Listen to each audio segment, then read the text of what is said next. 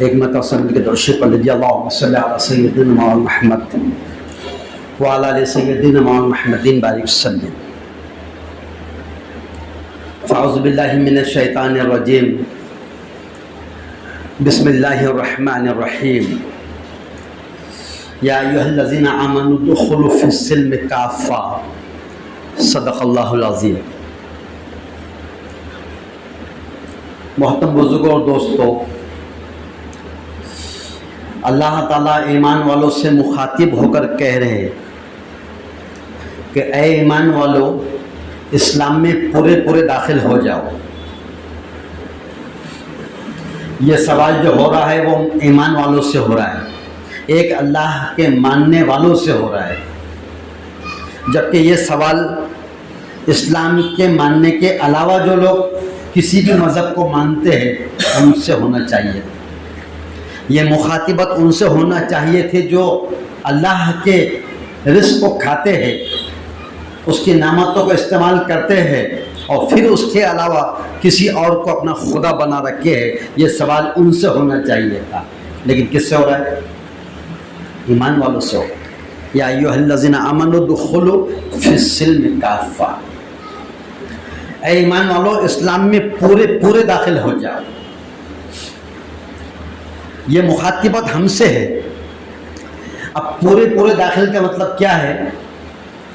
سر کے بال سے پیر کے ناخن تک کی زندگی، صبح سے لے کے شام تک، شام سے لے کے صبح تک، جو زندگی گزارنے کے جو ہم کو اللہ نے جو لمحے دیے ہیں، جو پل، جو منٹ، سیکنڈ وقت دیا ہے، وہ ساری زندگی اللہ کے حکم اور جناب رسول اللہ صلی اللہ علیہ وسلم کے طریقوں کے مطابق گزرے. اس زندگی گزارنے کے اندر اس حاجتوں کو پورا کرنے میں میری اپنی مرضی کا کوئی دخل نہیں. اگر اس درمیان میں اگر مجھے بھوک لگتی ہے اور میں کھا رہا ہوں تو میں اپنے کھانے میں اپنی مرضی کا مالک نہیں کہ میرے کو بھوک لگی ہے میں کچھ بھی اٹھا لوں گا اور کھا لوں گا. یہ نہیں ہو سکتا، کیونکہ میں اسلام کا پابند ہے، میں شریعت کا، قرآن و سنت کا پابند ہوں. اس لیے میری اپنی مرضی کھانے میں میری نہیں چلتی، کیونکہ میں اس بات پر ایمان رکھتا ہوں کہ میں ایمان والا ہوں، ایک اللہ کا ماننے والا ہوں. مجھے مرنا ہے اور ساری زندگی کا حساب اللہ کے سامنے دینا ہے. اگر صرف بھوک مٹانے کی بات ہوتی تو اور چرندے، پرندے، درندے، چوپائے، مویشیاں، سارے کے سارے جانور جیسے چلے جاتے ہیں، کہیں منہ مار لیتے ہیں، پیٹ بھر جاتا ہے اور وہاں سے نکل جاتے ہیں. ایسا میں بھی کر سکتا تھا. کسی کا بھی کوئی چیز اٹھا کے کھا لو، کسی سے بھی کوئی چیز چھین لو، کسی سے بھی کوئی چیز جبرن لے لو. لیکن میرے سامنے ایک آئینہ ہے، اور آئینہ کیا ہے؟ قرآن کریم. آپ صلی اللہ علیہ وسلم کی زندگی اسوہ حسنہ ہے، صحابہ کا رضی اللہ اجمعین کا طرز عمل ہے. میں زندگی گزارنے میں ان طریقوں کا محتاج ہوں، ان طریقوں کا پابند ہوں. اگر واقعی میں میری زندگی ان طریقوں کے مطابق گزر رہی ہے جو طریقہ جناب رسول اللہ صلی اللہ علیہ وسلم نے لے کر آئے ہیں، تو دنیا کے کامیاب ترین انسانوں میں ہمارا شمار ہوگا. اس امت کو اللہ کے رسول صلی اللہ علیہ وسلم نے ایسا ہی نہیں چھوڑ دیا کہ دنیا میں جاؤ اور پھر چھوٹے سے بڑے ہو جاؤ اور بڑے ہونے کے بعد زندگی گزارو اور خوب اچھا کھاؤ، اچھا کماؤ، اچھا پہنو، اچھے مکانات، اچھی تعمیرات اور اچھے گاڑیوں میں اور اچھے بنگلوں میں اور پھر زندگی گزار کر آ جاؤ. ایسا بالکل نہیں چھوڑا. آپ صلی اللہ علیہ وسلم کی زندگی نبوت والی صرف 23 سال کی تھی. ویسے آپ صلی اللہ علیہ وسلم اس دنیا میں 63 سال مکمل کر کے چلے، لیکن 40 سال تک آپ صلی اللہ علیہ وسلم کو نبوت نہیں ملی تھی. اور جہاں سے نبوت ملی تو وہاں سے ان کی وفات تک کا جو زمانہ ہے وہ صرف مختصر سا زمانہ ہے، بہت کم زمانہ ہے. 23 سال کی قلیل مدت ملی ہوئی ہے، لیکن اس میں ایسا جامع طریقہ بتا دیے، ایک ایسا مکمل نظام حیات بتا کر چلے گئے، ایک ایسا مکمل دین اور شریعت بتا کر چلے گئے کہ قیامت تک جتنی انسانیت آئیں گی وہ ساری کی ساری انسانیت کے لیے یہی 23 سالہ زندگی نمونہ ہے، اسوہ حسنہ. کیونکہ اللہ قرآن کریم میں بیان فرمایا ہے لقد کان لکم فی رسول اللہ اسوۃ حسنہ، کہ تمہارے لیے بہترین نمونہ زندگی گزارنے کے لیے اگر کوئی ہے وہ ہے محمد رسول اللہ صلی اللہ علیہ وسلم کی ذات۔ اب قیامت تک آنے والے انسانوں کو جو آنے والے ہیں، جو حیات ہے، جو زندہ ہے، جو جی رہے، جو زندگی گزار رہے ہیں، یہاں سے لے کے قیامت تک جتنی انسانیت آئیں گی، ان کو اس دین کے علاوہ، اس طریقے کے علاوہ اب کسی طریقے کی طرف جا کر جھانک کر دیکھنے کی ضرورت نہیں، کیونکہ الیوم اکملت لکم دینکم، اللہ رب العزت نے اسلام کو مکمل کر دیا ہے آپ صلی اللہ علیہ وسلم پر۔ اب ایک نظام حیات مکمل قانون شریعت دے دی گئی ہے، تو اب جب یہ دے دیا گیا ہے تو اب کسی کے بازو میں جھانک کر دیکھنے کی ضرورت ہم کو نہیں ہے۔ اگر ہم کسی بیوی کے شوہر ہے تو اس شوہر ہونے کی وجہ سے مجھ پر کیا ذمہ داری ہوتی ہے، کیا احکامات مجھ پر ہے، کیا مجھ پر حقوق بنتے ہیں بیوی کے، اس کو دیکھنا ہے تو جناب رسول اللہ صلی اللہ علیہ وسلم کی زندگی اٹھاؤ اور دیکھ لو، اس کے مطابق عمل کرو۔ کسی سے لینے کی ضرورت نہیں، کسی سے مانگنے کی ضرورت نہیں، کسی کے پاس جھانک کر دیکھنے کی ضرورت نہیں۔ اگر میں کسی اگر اولاد کا باپ ہوں، اگر مجھے اللہ نے باپ بنا کر دنیا میں بھیجا ہے، ذمہ داری دیا ہوا ہے، تو ایک باپ کا اپنی اولاد کے ساتھ کیسا سلوک ہونا چاہیے، کیا حقوق اولاد کے ہوتے ہیں باپ کو جاننے کے لیے فرمایا کہ اٹھاؤ 400 سال پہلے کی زندگی جناب رسول اللہ صلی اللہ علیہ وسلم کی، اس زندگی کو سامنے رکھو اور اپنی زندگی کے اندر اس پہ عمل کریں گے، خود کی زندگی میں امن اطمینان راحتیں ملے گی اور پھر اولادوں کو سکون امن ملے گا اور ساری انسانیت اس سے سیراب ہے۔ بے یار مددگار چھوڑے نہیں، 23 سال کی مختصر، حالانکہ یہ جو امت ہے سب سے بڑی امت ہے۔ میں نے اس سے پہلے بھی بتایا تھا کہ حشر کے میدان پہ جو صفیں لگیں گی، ساری انسانیت آدم علیہ السلام کے پہلے نبی سے لے کر حضرت صلی اللہ علیہ وسلم کے آخری امت بھی، قیامت تک آنے والے انسانوں کی جو صفیں لگیں گی حشر کے میدان میں وہ 120 رہیں گی، جس میں سے اس امت محمدیہ کی 80 صفیں رہیں گی۔ زیادہ یہاں ہے یا کم ہے؟ یہاں زیادہ ہے۔ اور آدم علیہ السلام سے لے کے حضور کے پہلے تک جتنی شریعتیں آئی اور جتنا بھی اگر جو کتابیں احکامات آئے اور جو بھی آسمانی کتابیں احکامات آئے ہیں، ان تمام کی ماننے والوں کی تعداد صرف 40 صفحے رہے۔ کتنی رہی؟ 40۔ تو اب ضرورت زیادہ کتنے ہو گئے؟ یہاں پر یہاں 80 ہو گئے اور وہاں پر صرف 40۔ 120 صفحوں میں سے 80 صفحے اس امت میں، اس امت کی ہوگی۔ اب بتاؤ سب سے زیادہ نبی یہاں ضروری تھے کہ پہلے ضروری تھے؟ جو کلاس جتنی زیادہ بنتی ہے اس میں ہی استاد اس کو زیادہ لگتے ہیں، لگتے کہ نہیں لگتے؟ یہ امت کو 80 صفحے ملی ہے، حشر کے میدان میں 80 صفحوں میں یہ امت آئیں گی، اس میں 1.25 لاکھ نبی یہاں آنا چاہیے تھا، حضور آخر نبی نہیں رہنا چاہیے تھا، یہاں پر سارے نبی آتے رہے اور قیامت تک آتے رہنا تھا، لیکن جناب رسول اللہ صلی اللہ علیہ وسلم پر اللہ نے نبوت کی جو نبوت کا ختم نبوت کا جو معاملہ اس کو یہاں ختم کر دیا ہے، اور یہی نبی، یہ مشن اور یہی نبوت کا جو اللہ نے مشن دیا ہے قیامت تک سارے انسانوں کے لیے کافی ہے۔ اب تو کیوں ایک نظام حیات دے دیے 23 سال میں، یہ سامنے رکھو اس کو آئینے کی طرح اور زندگی گزارو۔ کسی شعبے کے اندر کوئی انسان یہ چیلنج نہیں کر سکتا کہ میں زندگی گزارنے میں، اس شعبہ میں زندگی کیسا گزارنا، میں اسلام میں جاننا چاہتا تھا مجھے نہیں ملا، چیلنج کوئی بھی نہیں کر سکتا انسان۔ جبکہ دوسرے مذہب کے جو مذہبوں میں جا کے دیکھیں گے نا تو کہیں نہ کہیں کسی نہ کسی شعبے کے اندر وہ ضرور کسی نہ کسی کی تو رہبری ہے اور کسی نہ کسی کی رہبری کے محتاج ہو سکتے ہیں، لیکن ہمارے نبی اکرم صلی اللہ علیہ وسلم نے جو طریقہ بتایا ہے وہ طریقہ کسی کا بھی محتاج نہیں ہے، ہم اس طریقے کے سب مل کے محتاج ہیں، اس کو زندگی میں لانے۔ یہ ہے فرمایا یا ایھا الذین آمنوا ادخلوا فی السلم کافہ، کہ اے ایمان والو اسلام میں پورے کے پورے داخل ہو جاؤ۔ اور آج یہ جو حالات ہمارے جو بنتے جا رہے ہیں، حالات تبدیلیاں ہوں، یہ تغیرات کا وقت ہے، یہ تبدیلیوں کا وقت ہے، یہ بدلنے کا وقت ہے، یہ موڑ لینے کا وقت ہے۔ سیدھا ہم چل رہے تھے، اب یو ٹرن کا ٹائم آ رہا ہے، اب قیامت کے خوب قیامت کی طرف ہم جا رہے ہیں۔ ہمارا جو سفر ہے، جیسا ایک کوئی آدمی جب گاڑی چلاتا ہے، بائک چلاتا ہے، رکشہ چلاتا ہے، کار چلاتا ہے، تو اس کی ٹانکی میں 30-35 لیٹر جو پیٹرول رہتا ہے، کائے میں پیٹرول کی، کار میں 35 لیٹر، رکشے میں 7, 8, 9, 10 لیٹر، اور اگر یہ بائک چلاتا ہے تو اس میں بھی 5 سے 7 لیٹر جو پیٹرول ہوتا ہی نہیں ہوتا۔ چلنے کے بعد اس کو کاک ہوتا ہے، وہ کاک اوپر نیچے، جب نیچے کرے تو آن میں ہے اور اوپر کرے تو ریزرو میں لگ جاتی ہے، سب کو معلوم ہے کہ نہیں؟ اور جب تک وہ نیچے ہے کچھ بات نہیں، بنداس چلتے رہو، جہاں پر اس کا رزق لگے گا لاڈ لٹ بتا دے گا، وہاں سے پھر اس کو کیا کرنا پڑے گا؟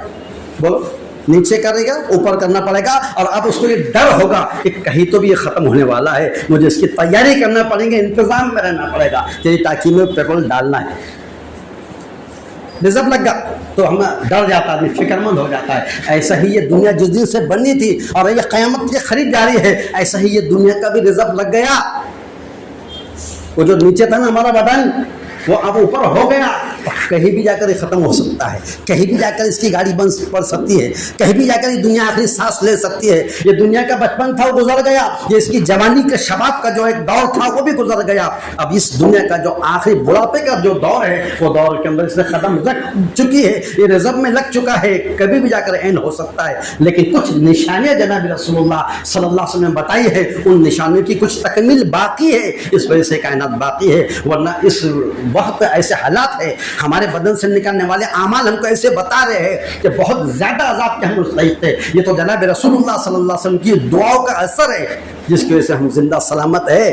ورنہ ہمارے عمل خود اٹھا کے میں دیکھ لوں میرا کیا عمل ہے، میرے قول اور میرے فعل میں جو تضاد ہے وہی تضاد میری جو تباہی کا ذریعہ بن سکتا ہے.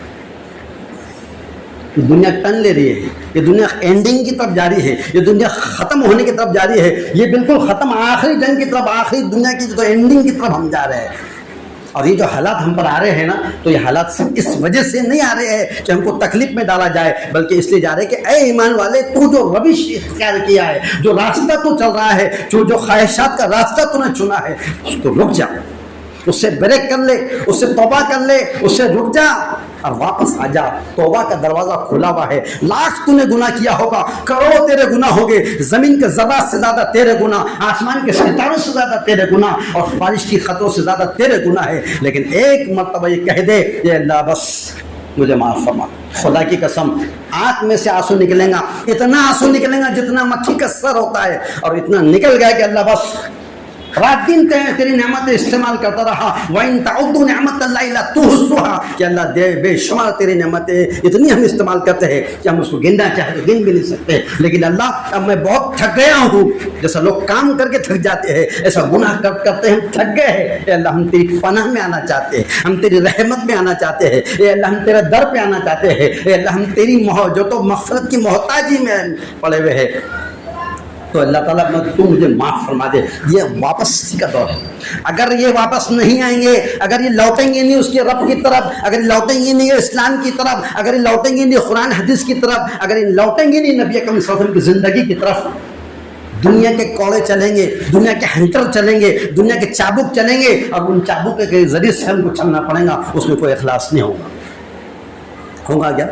دنیا کے اندر کوئی بھی ملک اپنے قانون سے چلتا ہے، سنویدھان سے چلتا ہے، کانسٹیٹیوشن سے چلتا ہے، وہ قانون جو بتا اس کے مطابق. اور ہمارا جو ملک ہے ہندوستان، وہ ایک ایسا باغیچہ ہے جس میں ہر مذہب کا انسان اس میں آ کر اپنی زندگی اپنے مذہب کے مطابق گزارنے کا پاور ہم کو ملا ہوا ہے، اور سب گزار رہے ہیں. لیکن کیا ہوتا ہے معلوم، دنیا کا ملک جو ہے تو کانسٹیٹیوشن جو تو اس سے چلتا ہے، سنویدھان سے چلتا ہے، اور اسلام کا جو دین کا جو نظام حیات ہے وہ شریعت سے چلتا ہے. یہ دونوں چیزیں لے کے چلتی ہے تو انسان کی زندگی گزرتی ہے. اگر شریعت کے سارے احکامات پر ہم عمل کر لے، اور وقت کی حکومت نے ہم سے کہہ دیا کہ تم اس مسجد میں آ نہیں سکتے، اذان تم دے نہیں سکتے، مدرسوں کو تم کو بند کرنا پڑے گا، اور تم مسجد میں جا نہیں سکتے، اور یہ لباس ٹوپی داڑھی کا تم کو چلنے والا نہیں ہے، کیسے عمل کریں گے؟ کتنا مشکل ہو جائے گا. لیکن ہمارے اس ملک کے سنویدھان نے ہم کو آزادی دی ہوئی ہے اپنے اپنے مذہب پہ چلنے کا، اور لوگ ہم سے ہماری آزادی کو چھیننے کی بات کرتے ہیں، چھیننے کی جو تو نیت ارادے رکھتے ہیں. اب ہم کو کیا کرنا پڑے گا؟ ہمارے اس سنویدھان کے مطابق ہم اپنے آپ کو دین پہ چلانے کی کوشش کرو. پہلے دنیا کے ملک کے سنویدھان، اور اس کے بعد اللہ کے حکم قرآن اور سنت شریعت کے مطابق جب ہم اس پہ چلیں گے تو پھر اللہ تعالیٰ اس کی برکت سے اللہ تعالیٰ لوگوں کے دلوں میں نرمی پیدا کرے. اس سے پہلے شریعت کے خلاف ایک قانون بنائی تھی حکومت نے، اور جس کو وہ شریعت کے اندر ترمیم چاہتی تھی، اس کو بدلنا چاہتی تھی، بہت ساری چیزوں میں توڑ موڑ کرنا چاہتی تھی. وقت کے ہمارے علماء کرام نے کیا کرے؟ جو تو بالکل کھڑے کے اس کا مقابلہ کیے، جو قانونی دائرے میں رہ کر سکتے تھے وہ سب کچھ کیے. اللہ نے اس کی حفاظت کیا. آج پھر ایک بل اور پاس کرنے جا رہے ہیں. وہ بل کیا ہے؟ وقف ایکٹ 2024 کے اندر ایک بل وہ پاس کر رہے پارلیمانی کمیٹی کے ذریعے سے، کہ اس بل کو اگر وہ پاس کر دے کبھی تو اس مسجد کے اندر ہم جو آزادی سے ہم یہاں نماز پڑھنے کے لیے آئے، اللہ نہ کرے کہ وہ آزادی ہم سے چھین جا سکتی ہے۔ جو قبرستان ہمارے، جو مسجدیں ہماری، جو مدارس ہمارے، جو خانقاہ نظام ہمارے، اور جو کچھ بھی ہمارا وقت پراپرٹی کے ہمارے باپ دادا پورخوں نے اپنی خون اور محنت کی پسینے سے لا کے ہمارے حوالے کرا ہے، وہ وقف ایکٹ ہے جو بنا ہوا ہے، اور جو وقف ہم کو پراپرٹی ملی ہوئی ہے، اس کی ہم وارث تو ضرور ہے لیکن امانت دار ہیں ہم اس کو لے کے بیچ کے اپنا گھر نہیں بنائیں گے۔